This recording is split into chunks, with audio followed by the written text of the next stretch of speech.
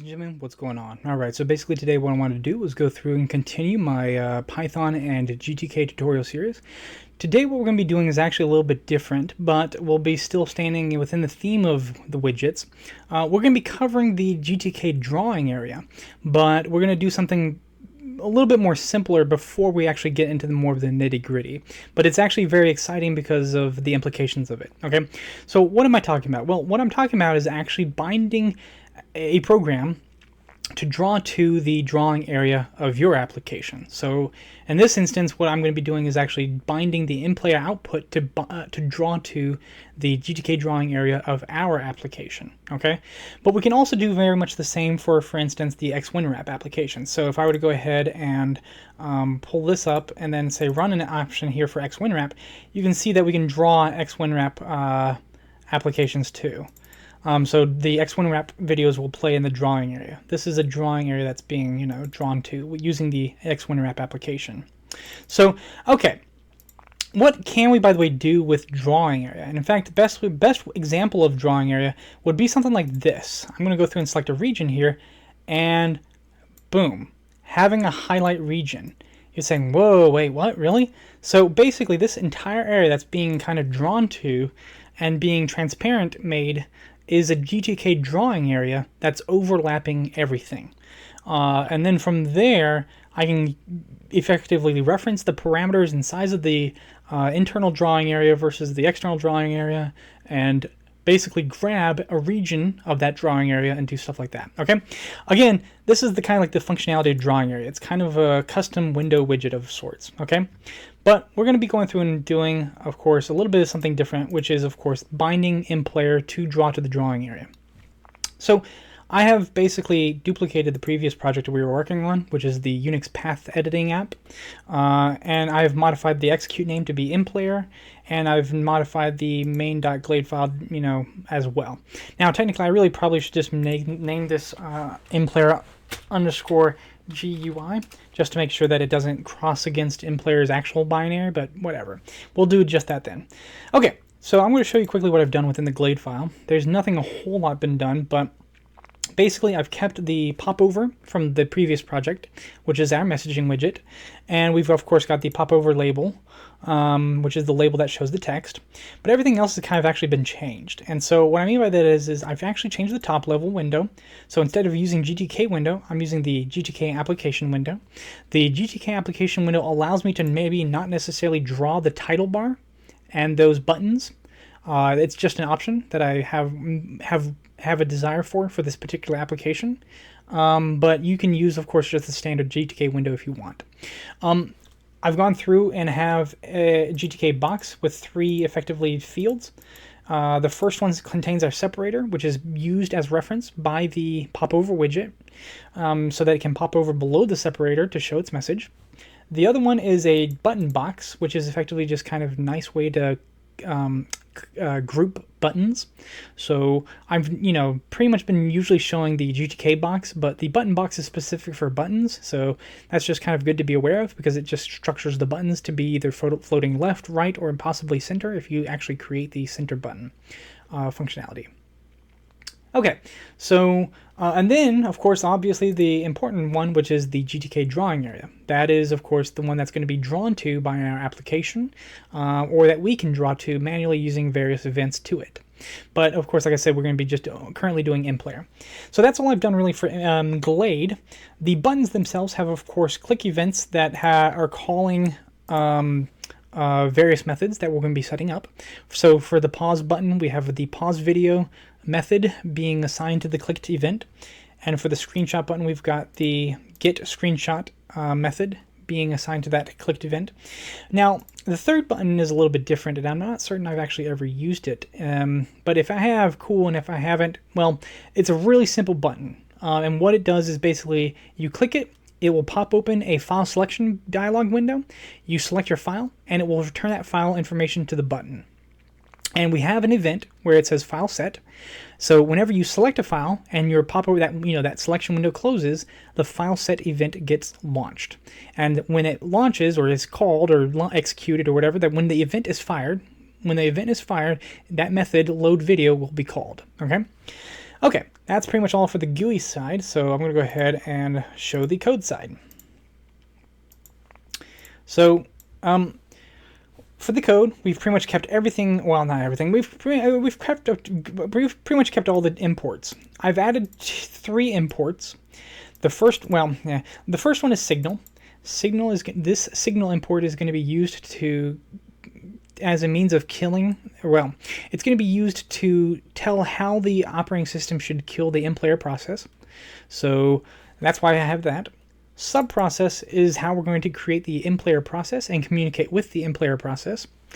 The setProcTitle import is basically setting our application process, our window process title, so that we can actually reference it in the process tree and kill it that way, if we need to kill our primary application that way. We still have, of course, the threaded method and all that. And okay. Get some hot chocolate here. Okay.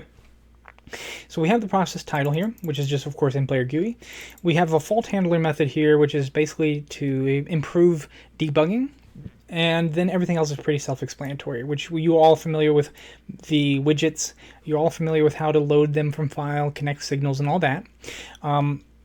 We still have our message popover widget, as well as the label within that popover widget. And of course, we have a reference to the draw area widget as well, so that we can go through and work with that when we are ready. I've also preemptively created process and process ID. The process is actually going to have the actual process method that we can interact with, whereas the process ID will have the digit or number that we will reference when we are ready to kill the process for the MPlayer process. And obviously the colors are here for the label, and so yeah, pretty much all self-explanatory. The other difference here is that the window connect signal for the delete event is actually calling an internal call for a close app method that we have internal. And the reason for that is obviously because we need to kill the MPlayer process before we kill our primary application. So we need to have our application close a little bit differently so that we don't have the child MPlayer process running still.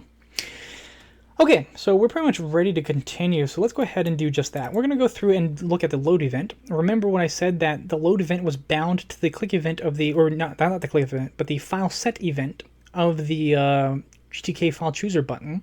So we want to get the file from that. And so we can do just that by doing a widget, which is referencing that GTK button, GTK file chooser button, I should say. So we can just do get underscore file name. Okay, and GTK or get underscore file name actually gives you the entire path and file name. Okay, so that gives us the full path and file, which is what we need for MPlayer to run properly. So then we need is a command and equals array, and we're going to get to talk about this in a second here, but I'm going to take these two as well and put them here. And I'm going to take subprocess here. Oh wait, no, I need to put that to that process. Okay, whatever, that's fine. We can just do it that way. So, okay. So we're going to do subprocess. Subprocess has a method called popen. So if I start typing, we have this option here where it tells, popen, and it gives you some arguments and stuff like that. We're going to just do just that. We're going to give it popen. And then we're going to do command. And we're going to then do std in... and we'll do very quickly std out, and we're going to do then control v dot pipe and pipe.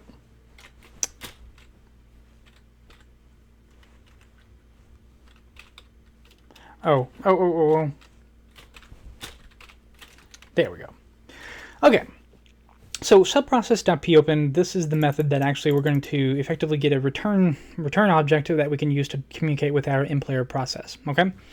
The command here is an array of strings, okay? And so those array of strings then get built up into the actual command that gets executed by our system, or roughly something like that, okay?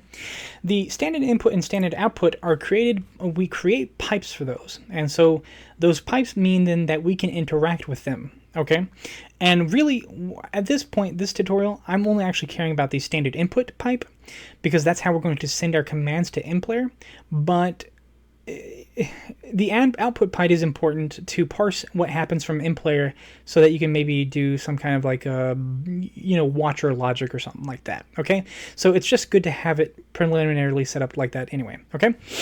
In addition, we're going to go through and do something else here. And I'm going to do copy that, or Control-V, .pid. Okay. Now we haven't created the actual command here, but that's okay. But I'm going to go through and quickly do some additional logic that that's going to be additional scaffolding effectively. So we're going to just do def. We're going to create close underscore MPlayer self if that. We're going to then do os dot kill, and we're going to give that, and then this, and then signal type, and we're going to just do signal dot IGT sig term. There's sig term. Okay, so in addition to that, we need to do some cleanup, because we may want to use the command actual from another location. So I'm just going to take these two, and we're going to put it under here too. Okay, and we're just going to kind of clear that up, and we're going to clear that up, and then we're going to just do something like this, where we take this MPlayer reference, and it's not, nope, come on, Control-C. New keyboard doesn't want to necessarily respond. It's pretty great. Okay. And we'll literally actually call this as well from our load video as well.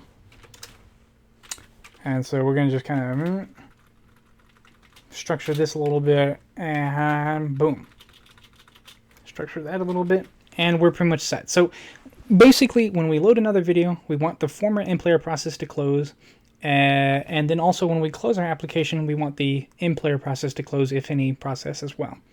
Okay, cool. Now, what are we going to do for the command to get this actually to execute? Well, all we got to do is just give it an array of options here. So we're just going to do MPlayer here. I obviously make that lowercase for that part. I'm going to give it the file, because obviously it needs to know what file to open. And then here we're going to do, here's where we're going to discuss a little bit about what we're going to be doing with MPlayer and how we're going to be communicating with it. And I'm going to use this good website that I found, or at least text document that I found. And basically what we're going to do is use slave mode with MPlayer. And you'll see here that it says the text slave option switch on slave mode. It basically creates the slave mode option here, okay? And so instead of intercepting keyboard events, MPlayer will read commands separated by a new line from standard input. That's important because I was talking about the process, the creating the standard input and output, and how we're going to create, how we're going to communicate with MPlayer. This is how we're going to do it, is create strings with new lines at the end of those strings, and then pass it to the standard input of MPlayer so that MPlayer can take those strings and say, oh, what do I need to do? Okay. Okay. Okay. So what we need to do then is pass it the slave mode option so that it knows that it needs to be running in slave mode. And we're going to actually, I'm going to pass a couple of other options here that are a part of this just for my sanity, but they are technically should be left out, but they will be for my sanity at this point. So really QUIET, and we're going to do tech AO, comma null. So the quiet option just basically means that there's going to be very little to no output to terminal. Technically, you don't want these options because subprocess standard, the standard output pipe, it will be watching for that output information. But in this instance, I'm not going to be working with it, so it's okay to leave it like that for right now. The AO option is the audio output option, and I'm putting it to null so that the video is properly muted for this tutorial. So you do not want the quiet, really quiet, and the AO and null options for this, okay? So now, if I go ahead and actually just run this in theory, oh yeah, because I changed it. tabbed autocomplete. Now we can go through and run a video. And it's going to go through and run the video. Obviously, we can't pause the video or take screenshots, but we can open up another process, and it will close that former MPlayer process and launch the new one, and so on and so forth. You get the point. And if we close the main window, it'll go through and do just that. It will close the main window as well as the process. Okay, we're now ready to go through and send commands to the MPlayer process. So what we're going to do is, first off, ensure that there actually is a process. Because obviously if there is no process, there's no way for us to send a command. So we're going to put the logic there so that we can ensure that there is a process. Then all we have to do is go through and take this process variable, and we're going to go through and do this. Process.std standard input .write parentheses. Okay. And I'm also going to just do Control-V. Flush V. Okay, so the write command is what's going to actually send our text to the MPlayer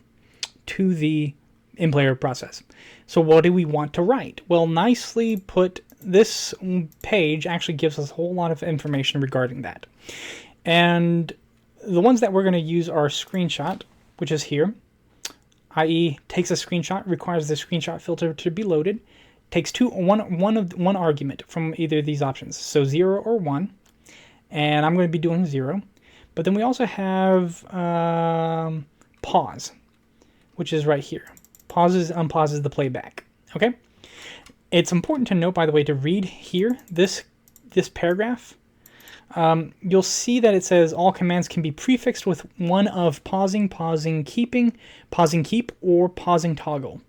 Pausing tells MPlayer to pause as soon as possible after processing the command. Pausing keep tells MPlayer to do so only if it was already in pause mode.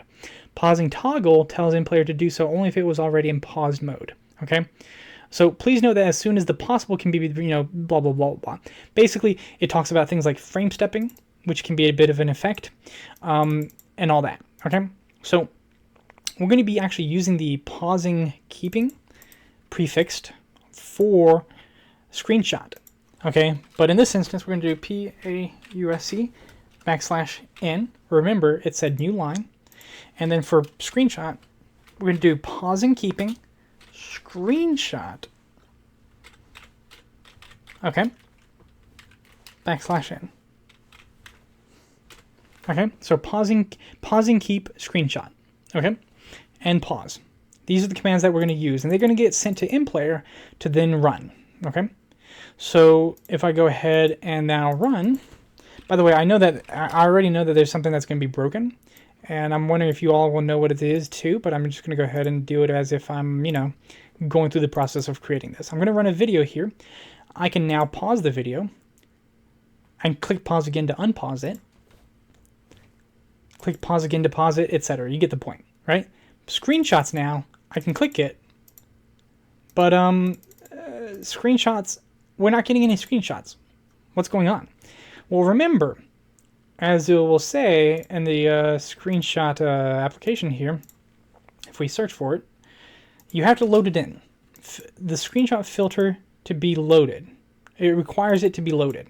How do we do that? Well, all we have to do, actually, is just basically put this, not there. I'm going to put this beforehand. So all we got to do is tag video filter, I think that's what it stands for, screenshot. And then, of course, proper ending comma. Okay? And that will go through and now allow us to go through and get the screenshot. So if I go ahead, run it, I can choose a video here. Oh, not the video that I needed. Oopsie doopsie. Recents. Where was recent? Boom. Okay. And go through and pull up the thing. I can take a screenshot, and voila, you'll see a screenshot has been taken. Take a screenshot again. Voila, screenshot has been taken. I can pause the video and take a screenshot. Now, the thing is with that, the screenshot, it kind of requires a frame to be created or generated or, like, I guess newly. So if you spam screenshot again, you'll see that frame step effect as that was mentioned. So I can spam screenshot and you will see it'll create the screenshot, but step frame a little bit by bit. Okay, that's okay. It still works. We still get our screenshots, and you know, there's no complaint from me. See, it's turned a little bit red, all that good stuff. So, okay, now that's great and all, but obviously not what we came for, right? We came for the GTK drawing area. What the fuck, you know? What is that? What is this bull crap? You know, this is nonsensical garbage. I didn't want to control MPlayer. All right, I get your point. What we got to do is actually go through and reference the window ID of the drawing area and pass that window ID to the process that's going to draw. Okay, so all I gotta do, I'm gonna say is call it XID, which is the X window ID effectively. I'm gonna go through and create a self.getXID parentheses. Okay, and I'm just gonna go through and create a method over here. And we're going to clear that out and do self. And yeah, okay. So to get the window ID, obviously we need the draw area object so that we can reference it. And it's really straightforward. All we got to do is get the window of the draw area. So we'll do just that. We'll do window